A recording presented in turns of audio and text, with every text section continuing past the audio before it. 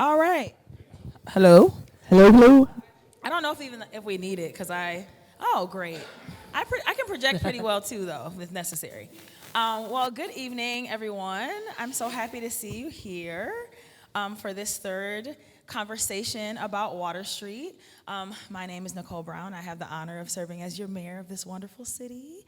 And I'm just excited. Thank you. That was so kind. And I'm just excited that we're here, moving this process forward and talking about our hopes, dreams, and wishes for this piece of property that we've all been, talking about for a long, long time. And so I want to welcome you and say thank you for being here. And I'm going to kick it over to Katie very quickly so she can do a land acknowledgement. Yep. And then we'll keep it moving. Great. Thank you all for being here. As we gather today to engage in a dialogue and imagine the future of the Water Street, we begin by acknowledging that Ypsilanti is part of the ancestral contemporary territory of the Anishinaabe people, specifically the Ojibwe, Ottawa, and Potawatomi nations, who are members of the Three Fires Confederacy. Over time, this land has also been home to the Wyandot and many other indigenous peoples. We recognize and honor the enduring relationship between indigenous communities and this land, and we acknowledge that their stewardship and care long predate colonial settlement and continue to this day. As we envision the next chapter for Water Street, we have a responsibility to do so with respect, inclusivity, and a commitment to equity. Let this acknowledgement serve not only as a recognition, but also as a call to meaningful action. And then I just want to make sure that we tell you guys, in case you've not been to this space, that we have bathrooms right through here. So feel free to get up and as you need to. I think that you guys all have had a chance to look at the posters in the back. So if you haven't, feel free. After this portion, we'll have some time. We'll be breaking up into groups and sessions and things, and so there'll be a chance you can look at those. I'm sure we'll also refer to them as we do kind of review of the last couple sessions that we've had. And then we are going to hear from both the city manager and the mayor about their hopes, dreams, and the vision that we kind of have at the city of Ypsilanti for Water Street. And then we'll do that review that I just discussed, and then we're going to break up into groups and do an exercise to kind of share what everybody else, what all you all have as expectations and thoughts and needs for Water Street. So I will pass to the city manager, Andrew Halinga. Good evening, everyone. My name is Andrew Halinga. I'm the city manager, and when I think about my vision for Water Street, I really see it as an extension of our downtown with some commercial properties on the front near Michigan Avenue and a mixture of housing styles for different economic levels in the rear of that, some public spaces, and additional tax revenue. In order to provide services adequately, we need to increase our tax base. So by developing Water Street, we can do that. And we have an older built-out city that doesn't have a lot of vacant land. So we really need to bring our revenue streams a little bit higher, especially with a third of the city being tax exempt. It's a great need of the city. And I'll pass it off to the mayor. Thank you. Well, Andrew and I have talked about this a lot, and so I think we have a lot of the same vision. But some of the more specific things that I've been thinking about when preparing for this meeting was to bring up the fact that when talking to folks in the community, one of the main things that I've heard from a lot of individuals is the fact that we are a food desert in Ypsilanti. And so one of my dreams and wishes would to be able to see a full-service supermarket within the city, hopefully on Water Street, of course, so that we can have access to food. I know that we have the farmers market and other opportunities for, smaller spaces for folks to go, but we don't have a full-service supermarket in our city, and so that would be really important to me. Also, thank you. Also, public use, right, so that community members can utilize space on the property. And so again, we don't necessarily know what the development will look like, but at some part, there'll be public spaces, maybe a dog park, something for our young people to do, access to the river, and utilizing that beautiful area that we have in our city that we have not been able to do much with for years and years and years. And then, of course, wanting to decrease the tax burden on all of us who live, play, and work in Ypsilanti by bringing it back as a taxable development, mixed-use development. So, I'm hopeful that hearing from all of you and what your vision is can really help us to move this forward, to figure out, what next steps should be and how do we make this happen as a community, because it's going to take all of us, not just city council, not just our staff, to really bring this to fruition and move us into the future. Thank you. If I could just add on to what the mayor said, this event is more to hear what the public wants for Water Street. I have my vision, but it's the public's vision that counts. So we want to get your opinion so we can develop this space in a way that fits our community.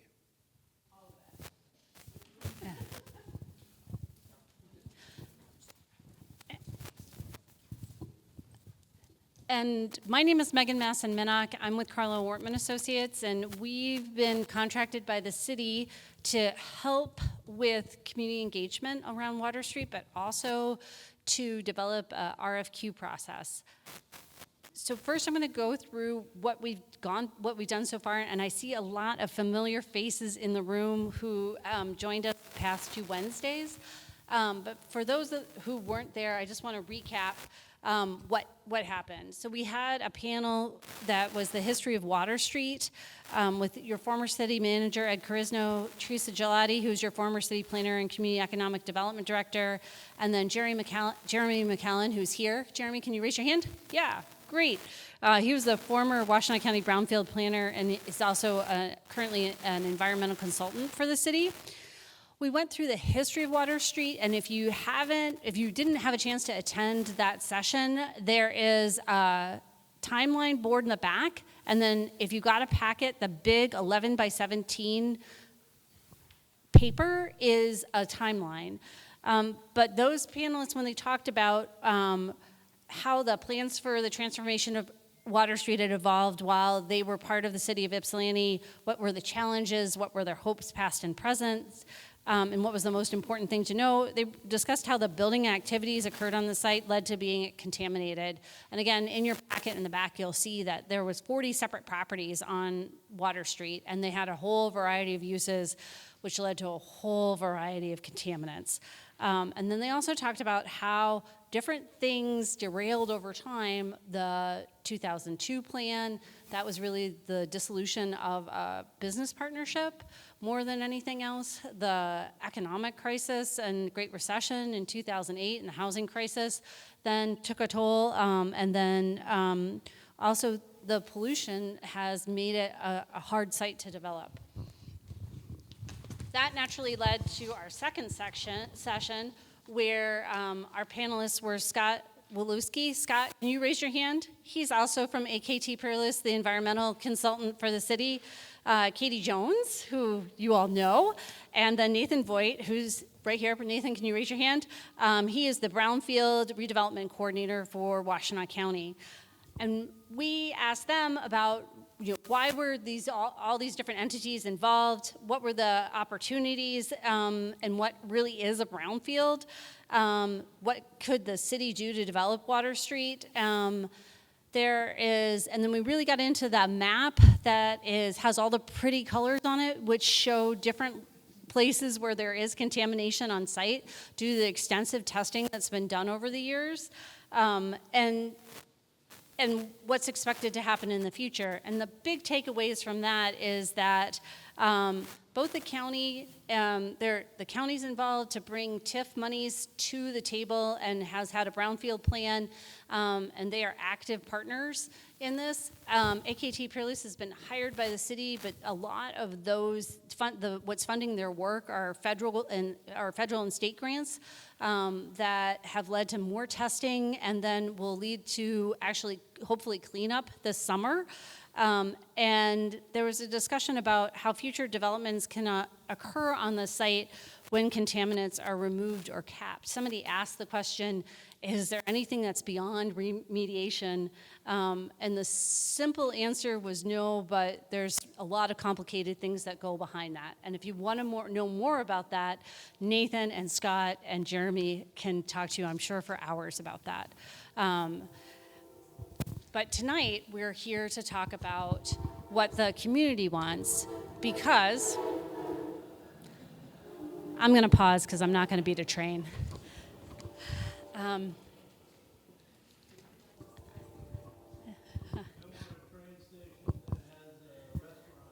Yeah. All right. So somebody said they want a train station that has a restaurant in it, but I don't know. Well, what we want you to talk about tonight are what you want to see on Water Street and the community benefits that could come along with it. But to keep in mind that it needs to be realistic based on what's there on the site and also what the expectations are of the city. If you've been listening along the past couple of weeks, you've heard the term RFQ quite a bit. But I'm going to invite my colleague Matteo Pasalacqua to come up and talk about what exactly that RFQ is and what his role would be in bringing development to Water Street. Thanks, Megan. Matteo Pasalacqua, Carlisle Wortman Associates. So over the last couple of months, we've been using the term RFQ a lot. And so typically the two forms of bids that you would develop for projects are either an RFP or an RFQ. And an RFP is a request for proposal. And really what those are is that the site or the project parameters have been very defined. They're very hard and concrete, and you're asking for someone's proposal specifically as it relates to time and cost to build what you have already designed and is kind of set in stone.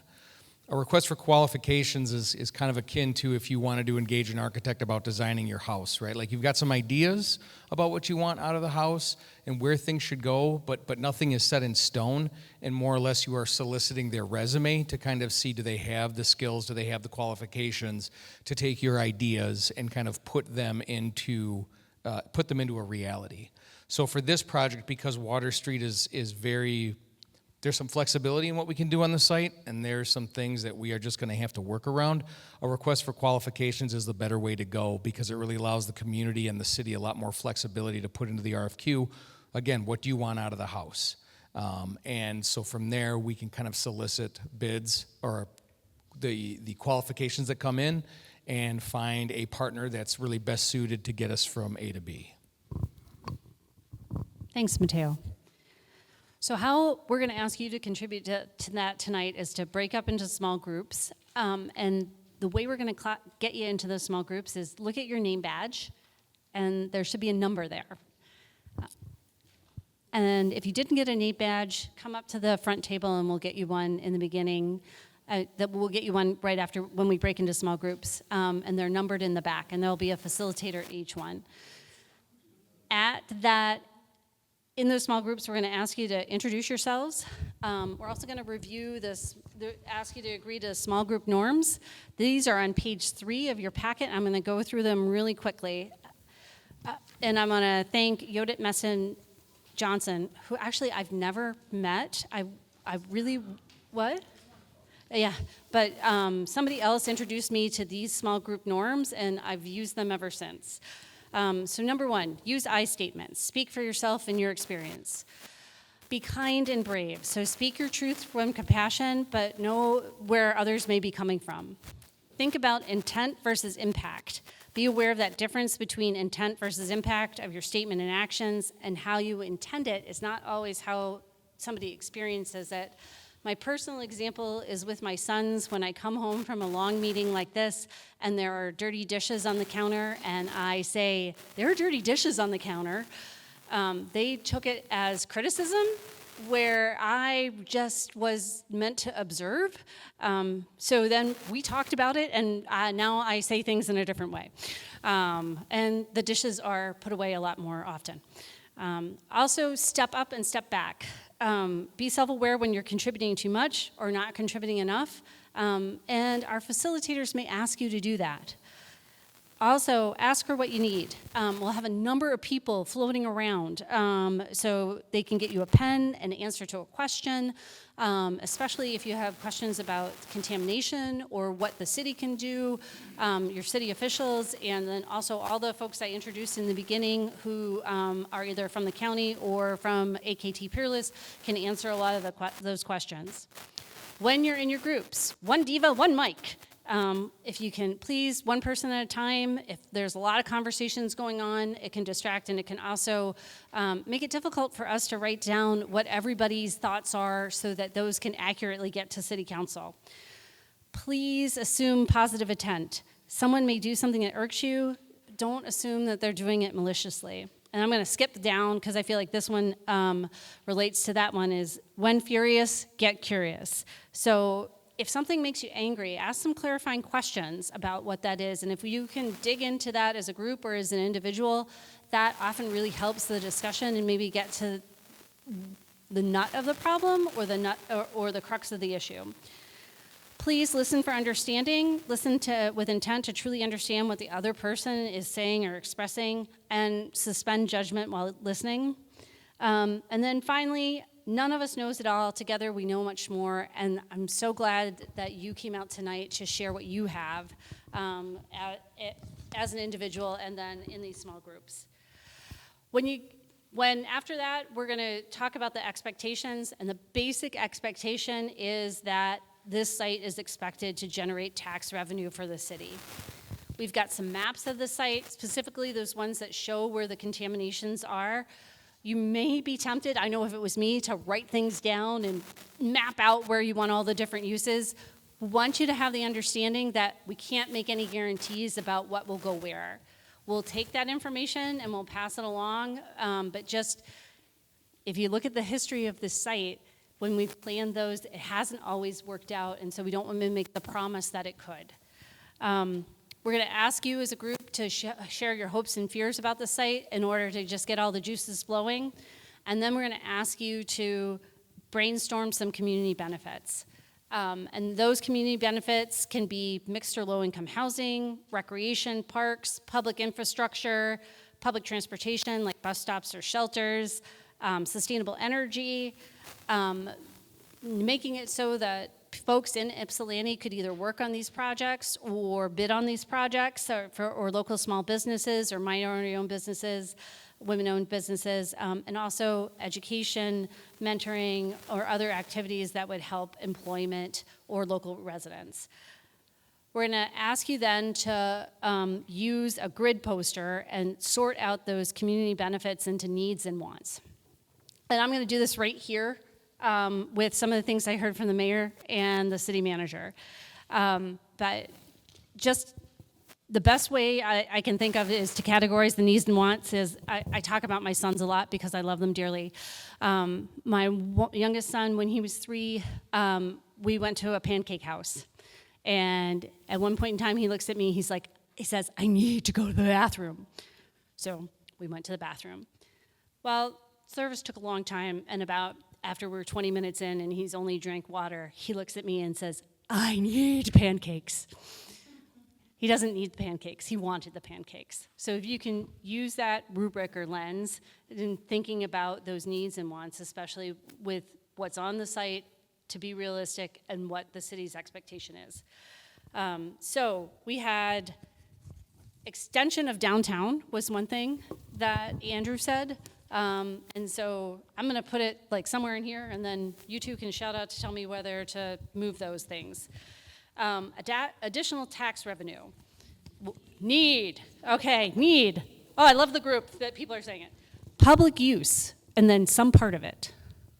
Need, want, in between? Need? Okay. In between? In between, okay. Mixed-use buildings. Need, want. Okay, there we go. Full service grocery store. Okay, I see need, want. So I'm going to do it there based on what I hear in the group. Dog park. Okay. Yeah. So you can see how this would work. All right. Yeah. Okay. And then finally, we're going to ask again. Look at those as a group. Are they realistic? Look at the site itself. Is that realistic?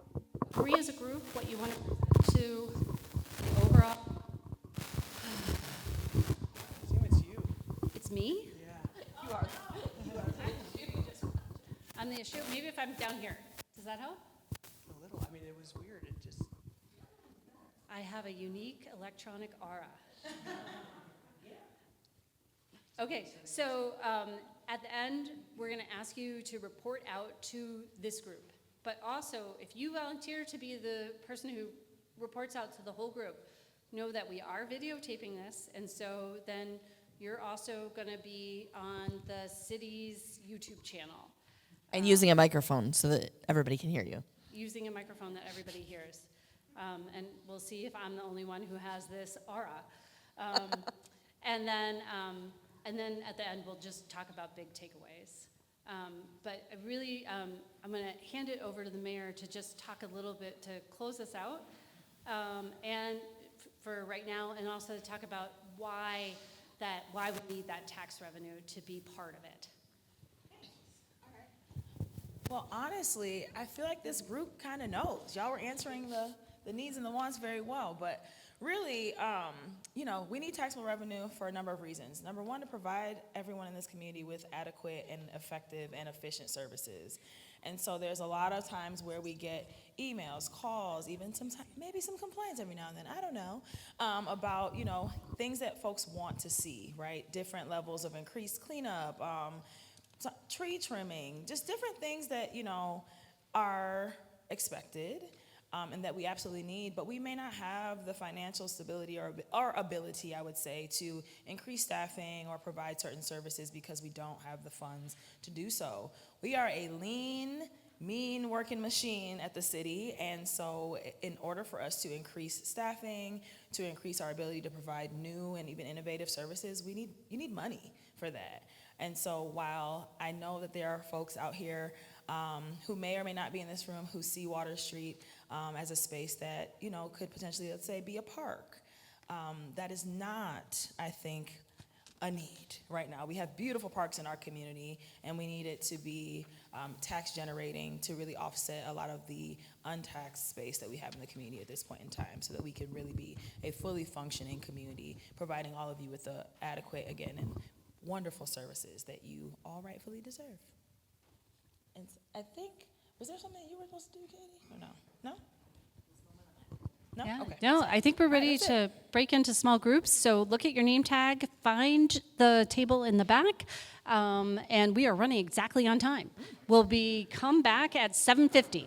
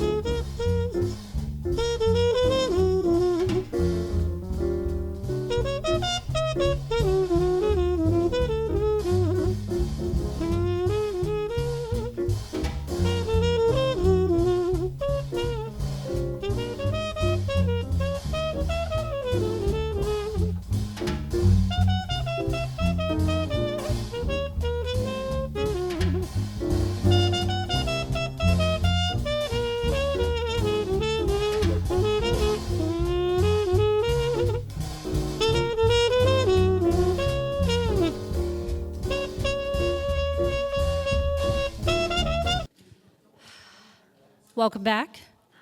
Hi. All right, thank you all. I hope your small groups were productive. It looks like they were. My group was group 3, and I'm going to start off on the report out. Our big theme was integration with a mix at all levels. So my group really was talking about uses and design and street connections. And so in terms of needs, a top need was missing middle housing, so duplexes, triplexes, quadplexes, single family attached, even somewhat that are 3 or 4 stories. And then also we talked about how the site should be walkable, specifically encouraging a north-south connection to Depot Town, an easy connection to Riverside Park. We also talked about the need for a grocery store and a pharmacy, but really the driving force behind that when we got to the discussion was that the people who live there or live nearby should be able to walk to get what their daily needs are, and that this is an opportunity for that. Then connect to the existing neighborhood and streetscape, and then that went and connected to 2 to 3 story zero frontage buildings along Michigan Ave with cross streets. But there was some discussion that maybe that's a design issue. We think maybe it could be successful without that, and so that's why it's kind of right down the middle. And then talked about leveraging the waterfront, and ideas that were wants that could do that was a kayak livery and a Riverview restaurant. Then we talked about bus stops along Michigan Avenue, and the kind of in the middle between needs and wants, put placemaking around bus shelters in Michigan Ave. Some wants that came out was a Central Park, an ice skating rink, public art, and also affordable childcare. So my group, did I miss anything? All right, well, thank you. I had fun. I hope it was productive for you. All right, group 4. Who's the representative or facilitator for group 4? All right. Hi, my name is Brady. My group mostly talked about leveraging the waterfront. We touched on why are all the businesses being along Michigan Avenue when they could be along the waterfront too. Connection to Ford Lake was a big discussion point. And if anyone in my group, if I'm missing anything, just let me know.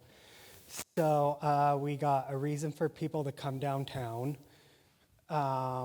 Transit access, alternative energy, a place for people to gather, high efficiency housing, balanced access, multimodal streetscapes, enough room for a car to get through, but safe enough for people to walk or bike, food retail, multi-use, and then kind of like in the middle of a need or want, we got green space and a buffer for the river, communal meeting space,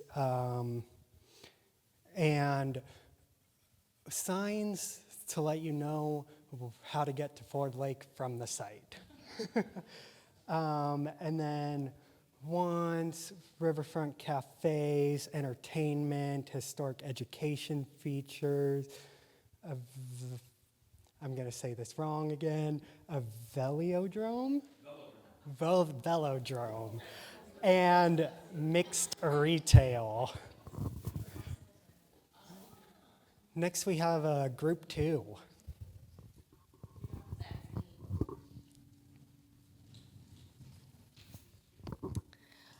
Okie dokie. So in our needs, we put mixed income housing, including high end, ownership options for housing. We put accessible grocery options. So we took some of what we heard and then changed it a little bit. Public space along the river, mixed income housing, a sheltered bus stop, water fountain, bottle refill station that's sort of in the middle, not necessarily a need, but kind of a want, needish. Economic growth, need towards the middle. Bike path right in the middle. Wants, we have public restrooms, park, energy efficient development, and I put municipal office. SIS. And then number 1. Is that what we have left? Again, Mateo Paslak with Carlisle Wortman Associates. So with our group, and again, correct me if I'm wrong, in our needs, we do have our tax generating, activities on the site. We tried to kind of group them into a theme. So we have affordable housing, mixed use development, office, retail housing, et cetera. So that kind of those kind of fall under the same use goal. We have like health of the water and deep brownfielding, and this is really just speaking to making sure that the site is both environmentally kind of cleaned up, but then the way it's used in the future is environmentally conscious as well. Down here we have access to water, community space, bird watching and native plants, sufficient green space, again, protecting the environment, large natural areas. And this really just speaks to some level of green space preservation on the site, both as it relates to kind of the interior of the site, the green areas, but then also access to the river. So really our needs are tax, mixed use, some level of green space and water area preservation, and just an environmentally friendly design and, environmentally conscious activities in the cleanup. Our wants come to looking at like different ways to improve the trail, either by widening it or just the way in which it connects throughout the city. Potentially looking at maybe LEED certified developments, again, as a want, a public access or public transit design, or maybe improvements to the public access that exists along Michigan Avenue. Landscaping, kind of getting into the nitty gritty of the landscaping as far as like native species and things of that nature that would be incorporated to the site. And then also kind of a civic center, community center, city hall type use on the site, because obviously the opportunity is there to do something new. Did I miss anything? We also had What was it? Canoe, yeah. So recreation livery. And or bike rental center. okay, all right. So we're good there. And then I think, do we have 5? Who was with 5?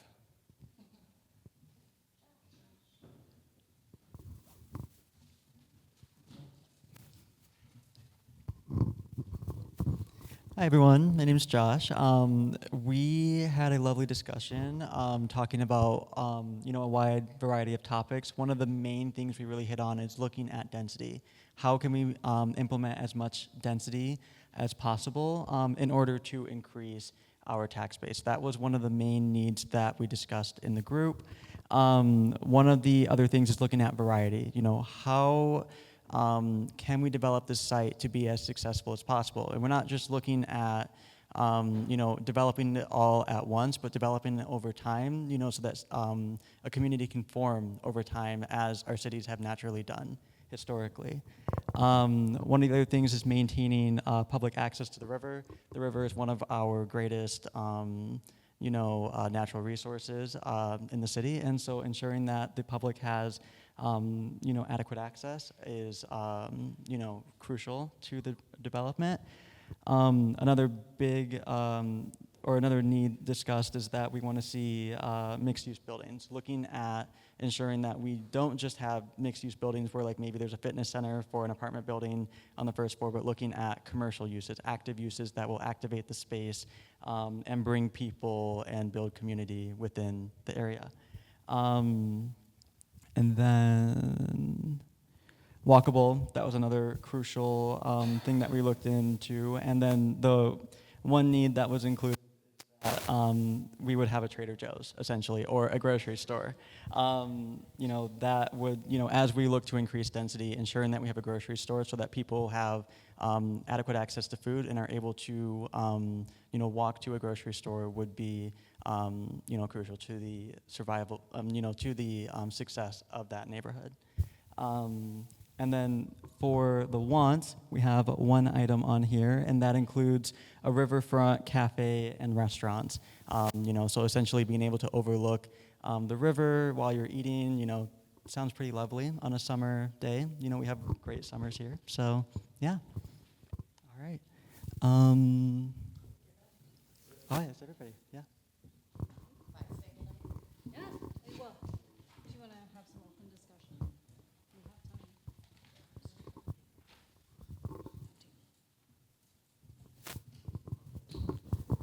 So I think that if there are other thoughts, anybody has any final thoughts, anything that you didn't get out in your group session or didn't come out in the reports, now is your time to speak now or forever hold your peace. Not really. Not really. There'll be other opportunities as well. From here, we're going to be, oh, go ahead. Sorry, I didn't see your hand. Glad Megan did. I think that it was well represented, but I just want to clarify that I think my group and I were all on the same page about trying to preserve as much of a native plant animal buffer as is possible along the walking trail along the river and keeping the trees and wildlife so it feels like the woods that it is as much as possible.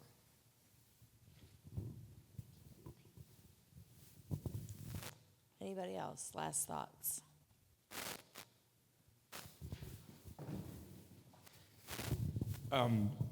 This has been brought up a couple other times, but an educational component with the green space and having sites there for historic documentation where the land has been, not just through the industrial period, but before that as well. So. Yeah, I'm thinking that one thing I didn't say in my group that somebody said signage for Ford Lake, but I'm just thinking signage in general. Like I think that that's one thing that we could really use just more of in any of our development, but making sure people understand how to navigate downtown, how to navigate into Depot Town and back to downtown. And I think Water Street presents an opportunity for that. And so I think that making sure that we have lots of signage of all types is important.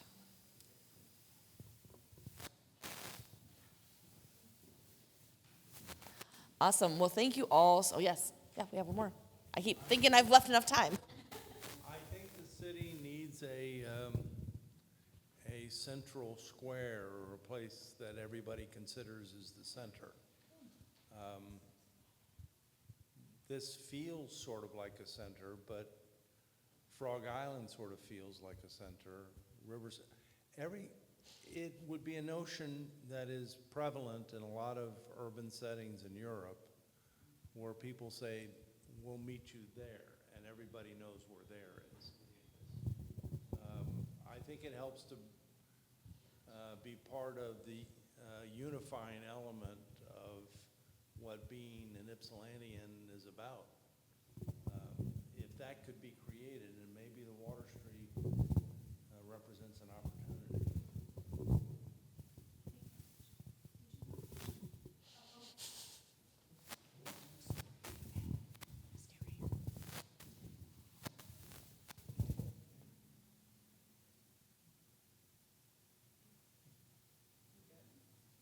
Well, I keep thinking I am.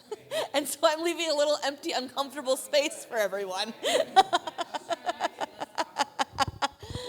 All right, well, thank you all for being here. I really appreciate everybody providing so much input on the sessions.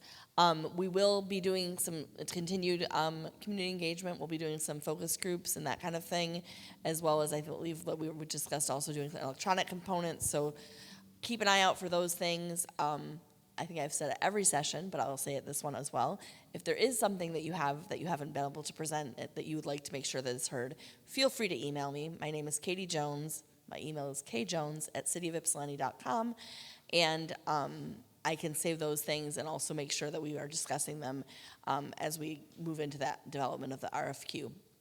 In regards to timing, it's a little bit up in the air. As you know, there's a lot of things happening with funding these days at state as well as the federal level, and so we are waiting to hear back on a couple of different sources, and based on what we hear on those couple of sources will indicate kind of how much of the cleanup that we continue to do as the city, as well as when we kind of finalize what that RFQ will hold, and then that will also kind of indicate the timeline a bit. So obviously, as we move forward, we will continue to do as much communication as we can with you guys to let you know what is happening, but I wish I could give you a really definitive timeline, and I can't. So, but this summer, one of the things that we will be doing is excavation. So I think you guys probably all heard in your little groups that purple crossed off section is the area that we'll be doing excavation work. So you'll see trucks on the site. You'll see trucks coming and going throughout downtown this summer, and that's because things are going well and that we're doing the work that we've been telling you that we're working on. And so that will culminate this fall, and then hopefully at that point we'll also know about that additional funding and be able to give you updates also about whether or not what other remediation will continue after that. So thank you all for being here. We appreciate you.